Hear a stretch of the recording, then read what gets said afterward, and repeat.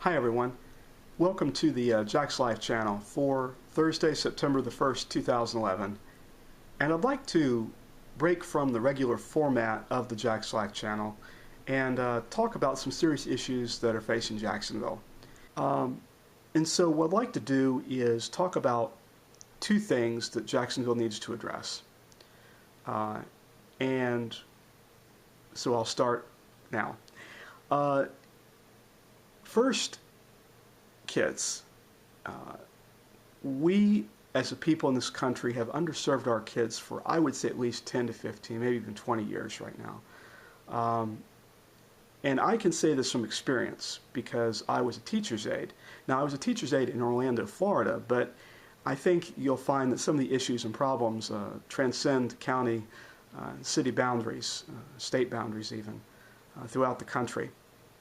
And one thing that shocked me was that I had discovered that special ed kids, even by the 6th grade, hadn't mastered multiplication. Now, as a kid, I remember, learning my multiplication in the 3rd grade and moved on to division in the 4th grade. And then here I am, and this was around 2002, 2003, and finding that there were kids in the 6th grade who didn't know how to multiply. And I remember at the time being so frustrated that I wish I could find their math teachers for the past couple of years and lock them in a room with me. But seriously, we're underserving our kids. We're not educating them. But not only that, there's a level of role that the media plays. This gangsta lifestyle and the messages that are sent through our communication systems to kids and even adults for that matter. And I won't go into gun control and things like that, but I just think that we're underserving our kids, and not just in the education arena, but socially for the types of programs that the kids need, and every kid needs. The city has to come together, but the second issue that the city has is its size. In 1968, Jacksonville consolidated into being basically one big, huge area, one of the largest cities and land area in the country. And I think that while it helped in the 60s and the early 70s, it helped the city, and it still benefits the city, it's the construct that can create issues. Having lived in Orlando, where there are different cities like Winter Park, Altamont Springs, Apopka, Castleberry, Orlando, all these different cities, it can be quite an adjustment, even though I grew up here, living in Jacksonville and realizing, a lot of the decisions are made downtown, and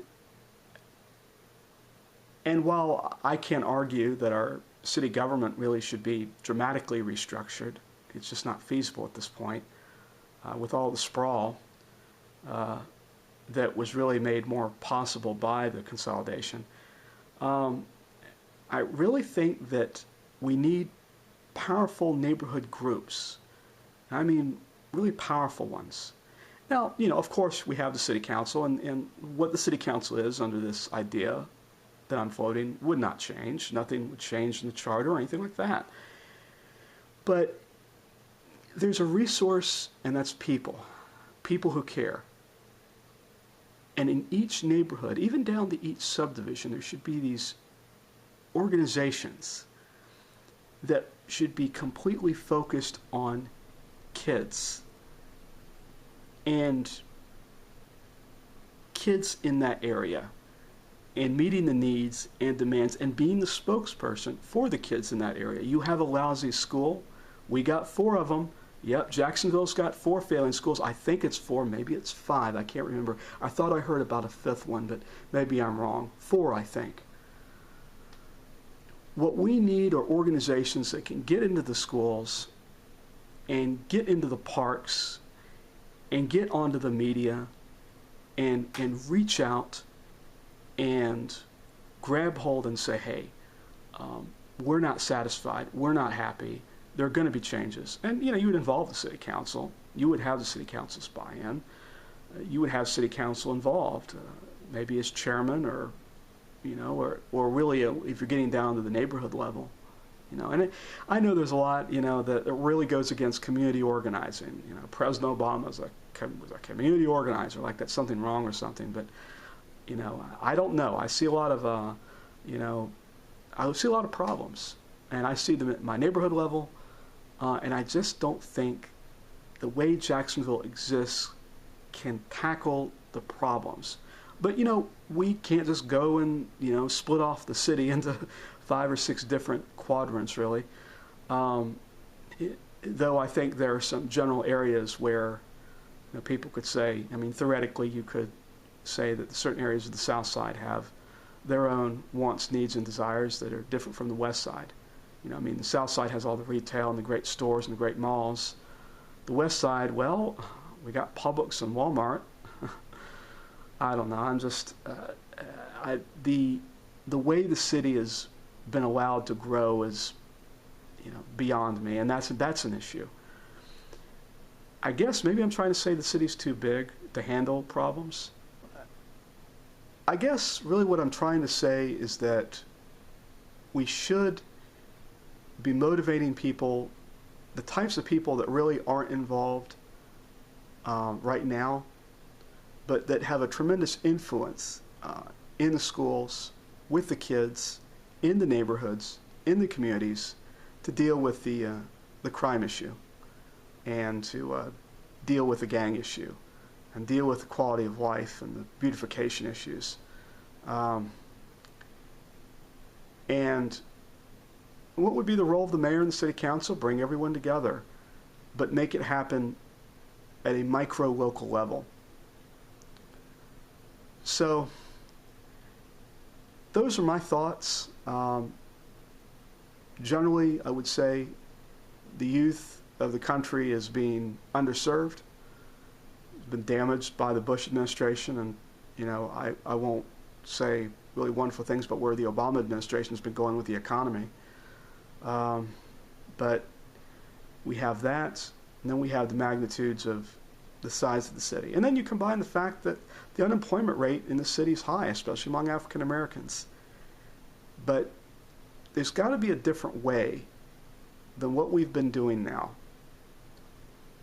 And I would add one thing, and I try not to let politics intrude too much into the TheJaxLife channel, but I did not endorse the sheriff on the Left Turn channel where I do my politics, but I really think a third term is a bad idea. And I would point out to people who do a third term that the best person who ever did a third term was President Franklin Delano Roosevelt.